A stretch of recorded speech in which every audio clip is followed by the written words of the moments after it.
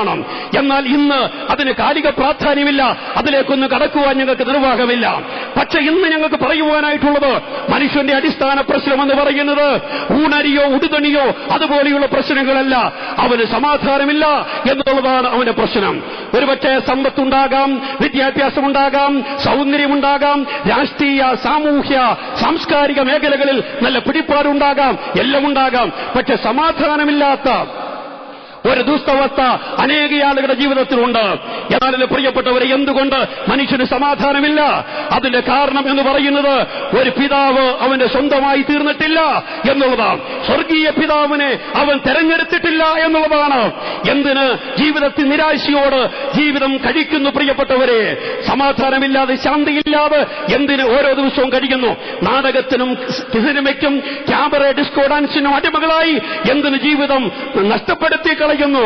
മദ്യത്തിനും മദിരാശിക്കും അടിമകളായി എന്തൊരു ജീവിതം കഴിക്കുന്നു? സമാധാനം തരുന്ന ഒരു പുണ്യപുരുഷനുണ്ട്, അവനത്രേ കർത്താവായ യേശു. ഈ യേശുവിനെ ജീവിതത്തിൽ തെരഞ്ഞെടുത്താൽ സമാധാനമുണ്ട്. ഞങ്ങളുടെയൊക്കെ ജീവിതത്തിൽ ഈ സമാധാനം ഞങ്ങൾ വളരെയധികം അനുഭവിക്കുന്നവരാണ്. എന്ന് പറഞ്ഞാൽ ഞങ്ങളുടെ ജീവിതത്തിൽ രോഗങ്ങളോ ഭാരങ്ങളോ പ്രയാസങ്ങളോ ഒന്നുമില്ല എന്നല്ലേ അതിന്റെ അർത്ഥം. അതെല്ലാം ഞങ്ങളുടെ ജീവിതത്തിലുണ്ട്. അപ്പോൾ തന്നെ അതിനെ കവിയുന്ന സമാധാനം ഞങ്ങൾ അനുഭവിക്കുന്നുണ്ട്. പത്തനംതിട്ട ഈ ബസ് സ്റ്റാൻഡിൽ എന്തുകൊണ്ട് ഞങ്ങൾ ഈ മീറ്റിംഗ് സംഘടിപ്പിച്ചു? എന്റെ പ്രിയപ്പെട്ടവരെ, നീറുന്ന ഹൃദയവുമായി ആരെങ്കിലും ഞങ്ങളെ സമീപിക്കുന്നുവെങ്കിൽ അവരുടെ ജീവിതത്തിൽ സമാധാനത്തിന്റെ ഉടയവനായ ഒരു നല്ല പിതാവിനെ ഏറ്റുവാങ്ങണം. അത് പറയുവാനായിട്ടാണ് ദൈവം നമ്മെ സഹായിക്കട്ടെ. ഈ സമാധാന പ്രഭു നമ്മുടെ ജീവിതത്തിലുണ്ടെങ്കിൽ അത് ഏറ്റവും ധന്യമായി തീരും.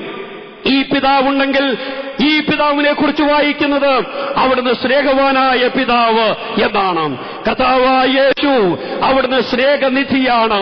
ഒരുപക്ഷെ നമ്മെ ആരും സ്നേഹിക്കാനില്ലായിരിക്കാം, നമ്മെ ആരും കരുതാനില്ലായിരിക്കാം, ഉറ്റവരും ഉടയവരും നമ്മെ കൈവറ്റിട്ടുണ്ടാകാം, നമ്മുടെ പ്രിയപ്പെട്ടവരൊക്കെ നമ്മെ പിന്തിരിഞ്ഞു പോകുന്നുണ്ടാകാം.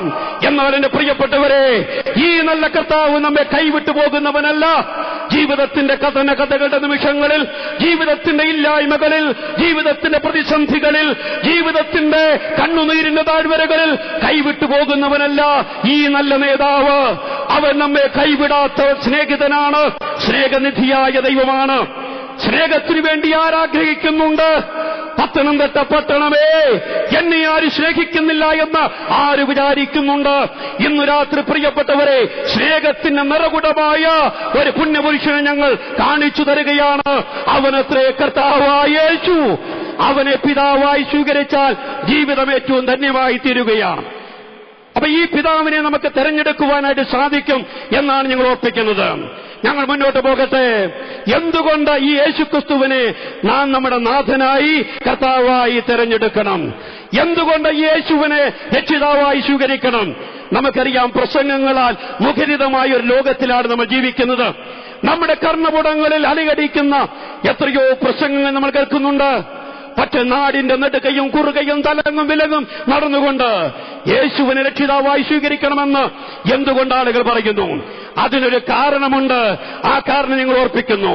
വിശുദ്ധ സുവിശേഷം, ലൂക്കോസിന്റെ സുവിശേഷം 19-ാം അധ്യായം 10-ാം വാക്യം, കാണാതെ പോയതിനെ തെരഞ്ഞെടുപ്പാനല്ലോ മനുഷ്യപുത്രൻ വന്നത്.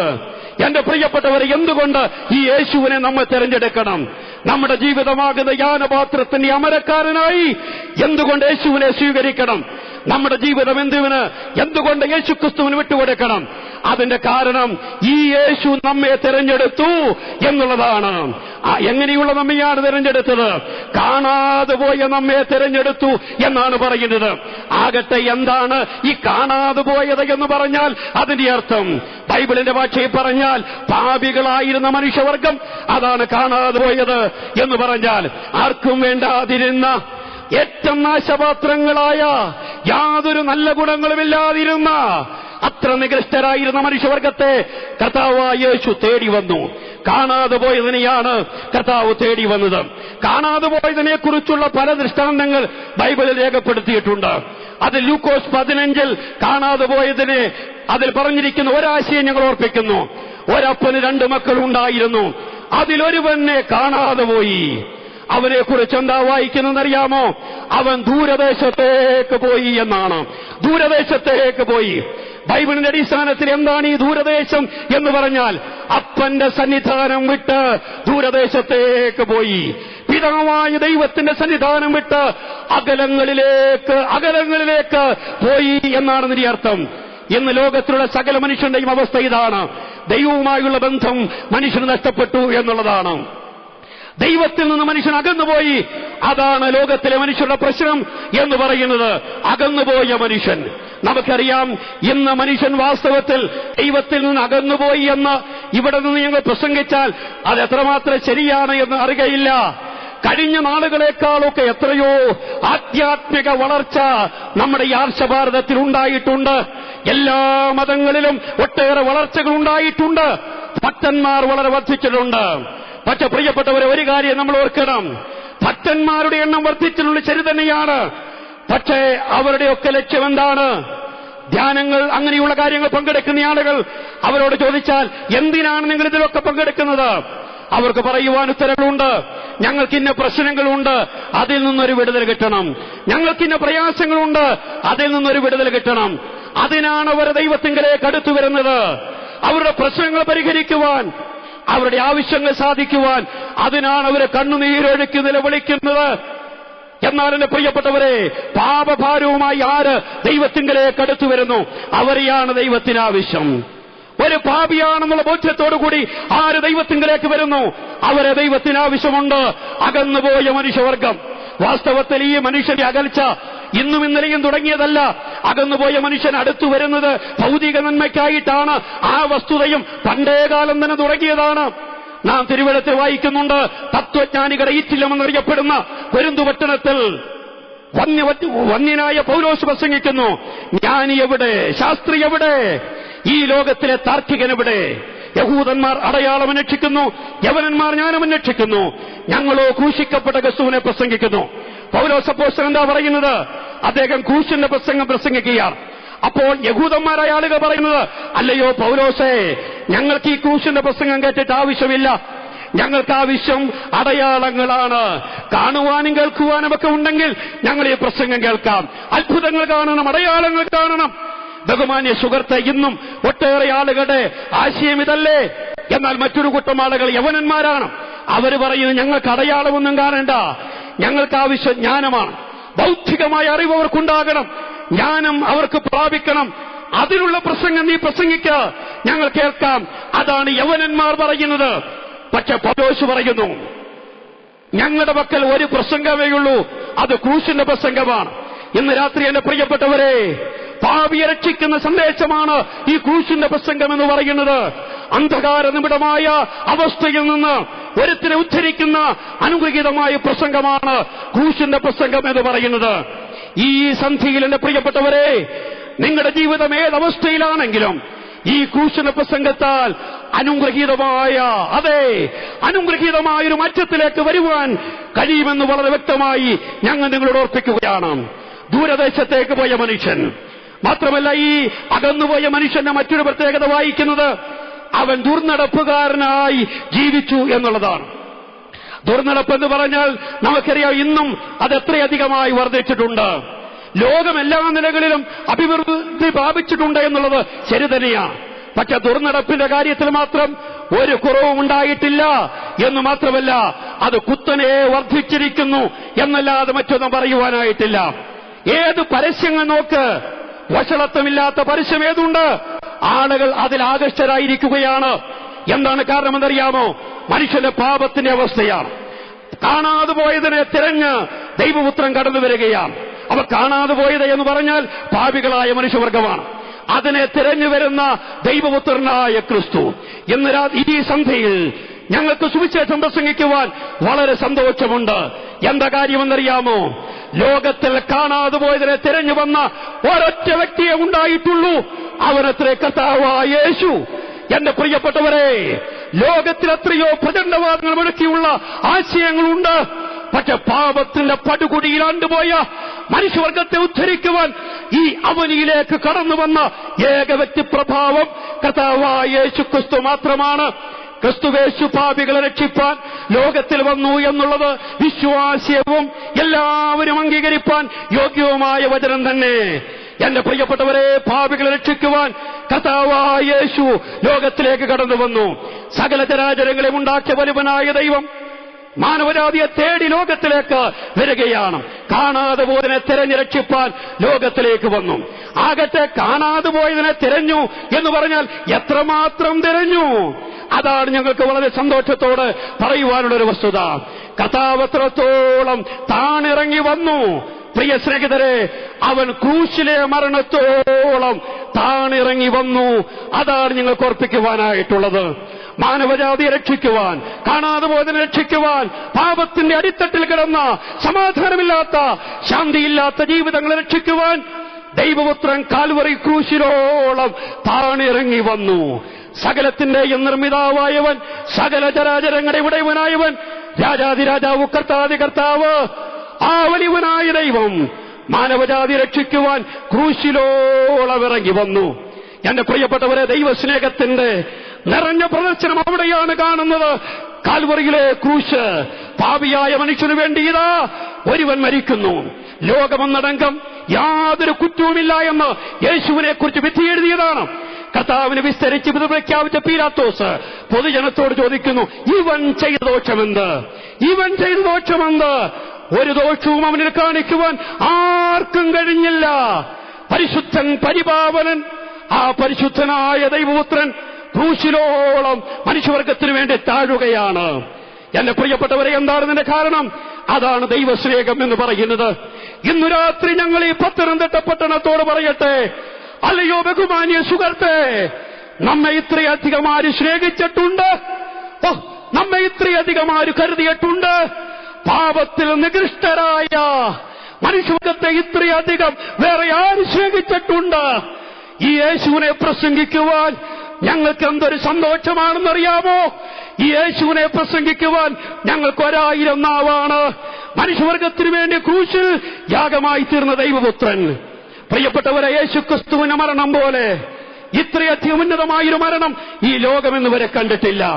പാപമില്ലാത്ത പരിശുദ്ധ രക്ഷകൻ സമസ്ത മാനവജാതിയുടെയും പാപങ്ങളെ ഏറ്റെടുത്തുകൊണ്ട് ക്രൂശിൽ മരിക്കുകയാണ്.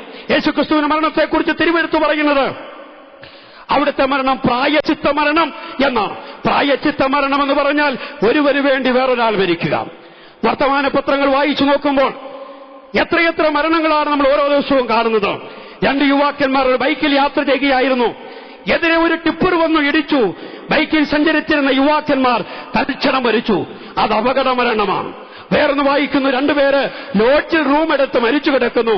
പോക്കറ്റിൽ ഒരു കുറിപ്പും എഴുതി വെച്ചിട്ടുണ്ട്, നൈരാശ്യം, നൈരാശ്യം. അത് ആത്മഹത്യയാണ്. മറ്റൊന്ന് വായിക്കുന്നു, 30 വയസ്സുള്ള മകൻ 60 വയസ്സുള്ള അപ്പനെ കോടാലി കൊണ്ട് വെട്ടിക്കൊന്നു. അത് കൊലപാതകമാണ്. വേറൊന്ന് വായിക്കുന്നു, 95 വയസ്സുള്ള വല്യമ്മച്ചി മരിച്ചു. അത് വാർദ്ധക്യ സഹജമായ മരണമാണ്. മറ്റൊന്ന് വായിക്കുന്നു, 30 വയസ്സുള്ള യുവാവ് എലിപ്പനി ബാധിച്ചു മരിച്ചു. അത് അസുഖമരണമാണ്. അങ്ങനെ എത്രയെത്ര മരണങ്ങൾ ഓരോ ദിവസവും നമ്മൾ കാണുന്നുണ്ട്. എന്നാൽ എന്റെ പ്രിയപ്പെട്ടവരെ, 2000 കൊല്ലങ്ങൾക്ക് മുമ്പ് കാൽവറിയിലെ ക്രൂശിൽ യേശുക്രിസ്തു മരിച്ചതിനെ കുറിച്ച് തിരുവെഴുത്ത് പറയുന്നു, ആ മരണം പ്രായശ്ചിത്ത മരണമാണ്. നമ്മുടെ ജാതി ഏതുമാകട്ടെ, മതമേതുമാകട്ടെ, നമ്മുടെ വിശ്വാസ പ്രമാണങ്ങൾ ഏതുമാകട്ടെ, നമുക്ക് വേണ്ടി യേശുക്രിസ്തു ക്രൂശിൽ ഒരു പരമയാഗമായി തീർന്നു. ആ മരണമാണ് ക്രൂശിലെ മരണം. ഇന്നൊരു ഈ സന്ധ്യയിൽ പത്തനംതിട്ട പട്ടണത്തിൽ ഞങ്ങൾ ശ്രദ്ധിക്കുന്ന ബഹുമാന്യരായ പ്രിയപ്പെട്ടവരെ, യേശുക്രിസ്തുവിന്റെ മരണം സമസ്ത മാനവജാതിക്കും വേണ്ടിയുള്ള മരണമായിരുന്നു. മരണത്തിന്റെ ബന്ധനത്തിന് യേശുക്രിസ്തുവിനെ പിടിച്ചു നിർത്തുവാൻ കഴിഞ്ഞില്ല. ലോകത്തിലെ മുഴുവൻ കല്ലറകളും ചരിത്രത്തിൽ ഇന്നും അടഞ്ഞുകിടക്കുമ്പോൾ ഒരൊറ്റ കല്ലറ മാത്രം തുറന്നു കിടക്കുന്നു. അത് യേശുക്രിസ്തുവിന്റെ കല്ലറയാണ്. സരോജിനി നായിഡു എന്ന ധീരവനിതയെ നമുക്കറിയാം. അദ്ദേഹം ഒരിക്കൽ നമ്മുടെ രാഷ്ട്രപിതാവായ മഹാത്മാഗാന്ധിജിയുടെ കല്ലറയുടെ മുമ്പിൽ, ആ സ്മൃതി മണ്ഡപത്തിന് മുമ്പിൽ നിന്നുകൊണ്ട് ഉറക്കെ വിളിച്ചു പറഞ്ഞു, ബാപ്പുജി, ക്രിസ്തു മരിച്ചത് വെള്ളിയാഴ്ചയാണ്. ഇന്ന് ഞായറാഴ്ചയായി അങ്ങ് ഉയർത്തെഴുന്നേറ്റ് വരിക. ബാപ്പുജി എഴുന്നേറ്റ് വരിക, ബാപ്പുജി എഴുന്നേറ്റ് വരിക. ആ ധീരവനിതയുടെ ധീരശബ്ദം അന്തരീക്ഷത്തിൽ നിശ്ചലമായപ്പോൾ ലോകത്തിലെ എല്ലാ കല്ലറകളും അടഞ്ഞുകിടക്കുമ്പോൾ ഒരൊറ്റ കല്ലറ മാത്രം തുറന്നു കിടക്കുന്നു. അതാണ് യേശുക്രിസ്തുവിന്റെ കല്ലറ. പ്രിയപ്പെട്ടവരെ, ആ കല്ലറ തുറന്നു കിടക്കുകയാണ്. യേശുക്രിസ്തു ഉയർത്തെഴുന്നേറ്റവനാണ്, അവിടെ നിന്നും ജീവിക്കുന്നവനാണ്. കാണാതെ പോയതിനെ തിരഞ്ഞുരക്ഷിപ്പാൻ വന്ന മനുഷ്യപുത്രൻ ക്രൂശിലോളം മനുഷ്യവർഗത്തിനു വേണ്ടി താണു. കാണാതെ പോയതിന്റെ അടുക്കലേക്ക് അവൻ വരികയാണ്. വാസ്തവത്തിൽ പ്രിയപ്പെട്ടവരെ, ഈ പത്തനംതിട്ട പട്ടണത്തിൽ ഇന്നും അതാണ് നടക്കുന്നത്. കാണാതെ പോയ മനുഷ്യവർഗത്തിന്റെ അടുക്കലേക്ക് ഈ സുവിശേഷം കടന്നു വരികയാണ്. യുവാവേ, യുവതിയെ, നിന്റെ ജീവിതത്തിൽ സമാധാനമില്ലല്ലോ, എത്രയോ പ്രശ്നങ്ങൾ നീ അലട്ടുന്നുണ്ട്. ഒരുപക്ഷെ ജീവിതം മതി എന്ന് നീ വിചാരിച്ചിട്ടുണ്ടാകാം. എന്നാൽ നിന്റെ കരം പിടിച്ച് വരൂ, ഞാൻ നിന്നെ രക്ഷിക്കാം, നിന്റെ ഏത് പ്രശ്നത്തിനും ഞാൻ പരിഹാരം തരാം എന്ന് പറഞ്ഞുകൊണ്ട് നമ്മെ കൈപിടിക്കുന്ന, നമ്മെ മാറോട് ചേർക്കുന്ന ഒരു നല്ല സ്നേഹിതനുണ്ട്. അവനത്രേ കർത്താവായ യേശു. അവൻ നമ്മുടെ അടുക്കലേക്ക് വരികയാണ്.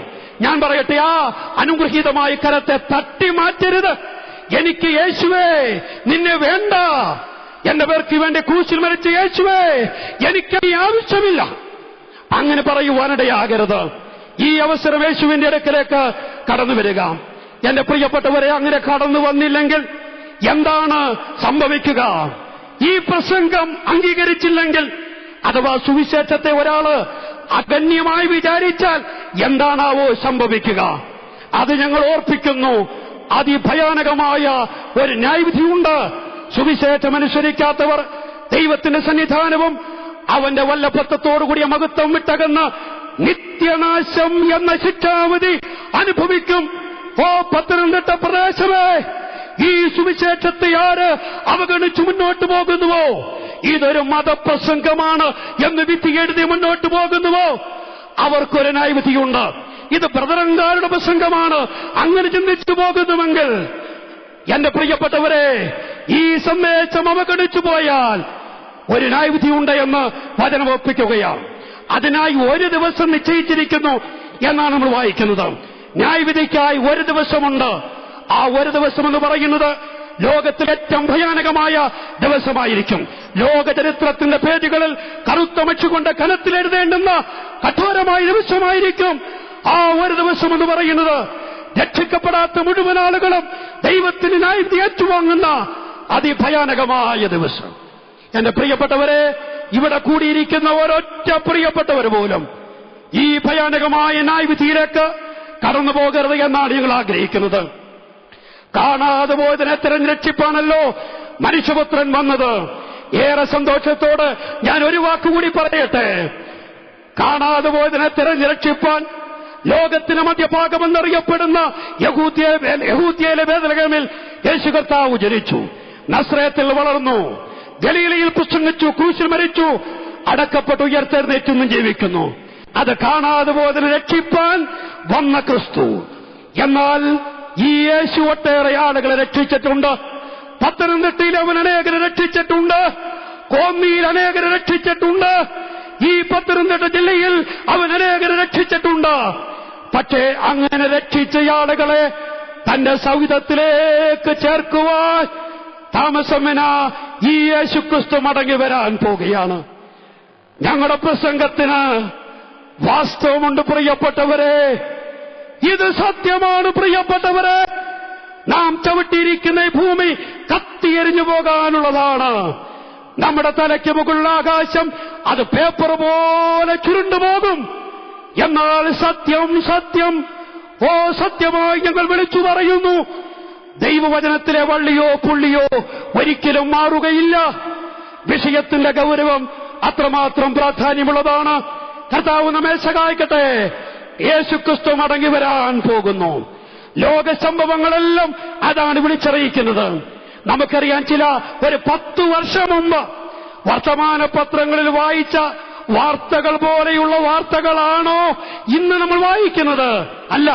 ഏത് കഠിന ഹൃദയനെയും അമ്പരപ്പിക്കുന്ന വാർത്ത, സ്വന്തം ചർക്കയിൽ നെയ്തെടുത്ത കതർവസ്ത്രം ധരിച്ച് നഗ്നത മറച്ച ആദർശപുരുഷനായ മഹാത്മാഗാന്ധിജിയുടെ അഹിംസയെന്ന് ആദർശം ഏറ്റുവാങ്ങിയ ഈ ആർഷഭാരതം ഇന്ന് രക്തപ്പുഴയായി മാറിക്കൊണ്ടിരിക്കുകയാണ്.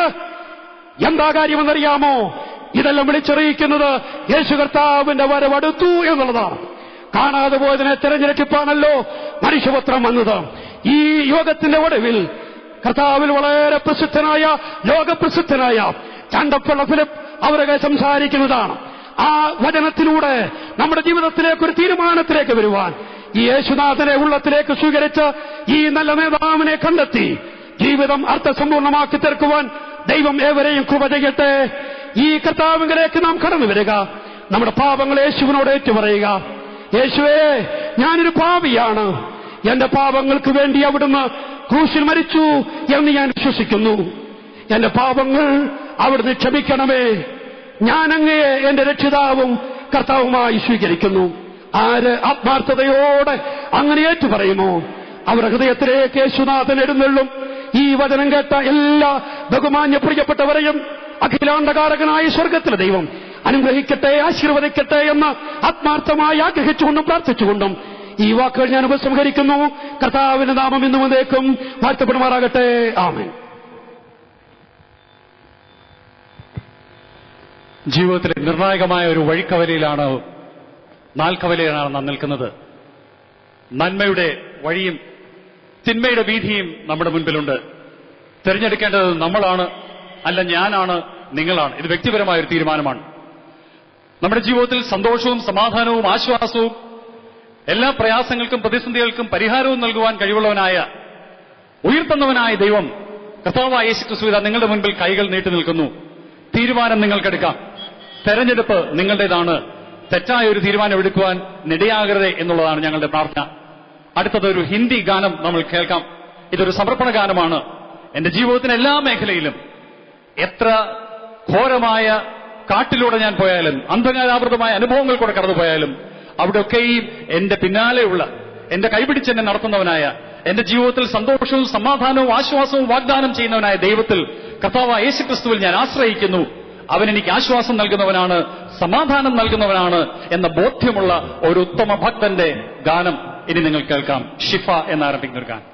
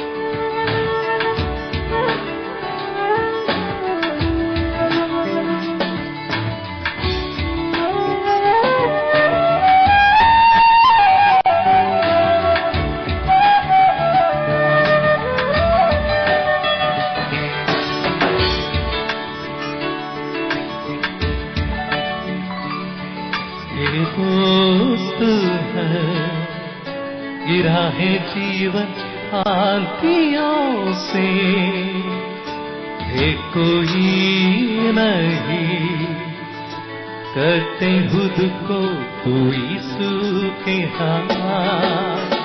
ओ वाकई मसीहा के असंभव जो हमें लगे वो संभव है मसीहा के साथ। ओ वाकई मसीहा के असंभव जो हमें लगे वो संभव है मसीहा के साथ।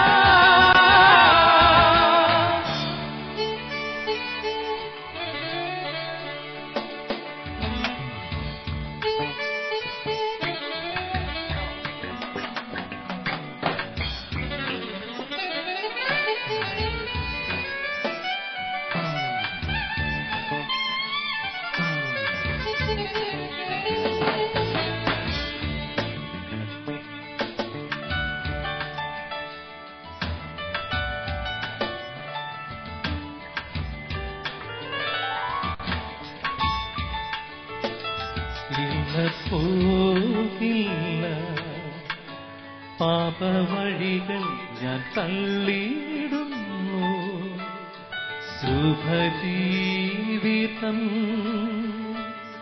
കണ്ടു ഞാൻ യേശുദേവനിൽ। ഈ ജീവിതം പൂർണ്ണമായി ഞാൻ നൽകിടും, ഈശ്വരനിൽ വാണിടും എന്നും ബോധമേ। ഈ ജീവിതം പൂർണ്ണമായി ഞാൻ നൽകിടും, ഈശ്വരനിൽ വാണിടും എന്നും ബോധമേ। ഇന്നു ഞാനെത്ര ധന്യൻ, എന്റെ നാളുകൾ കർത്തൻ കയ്യിൽ।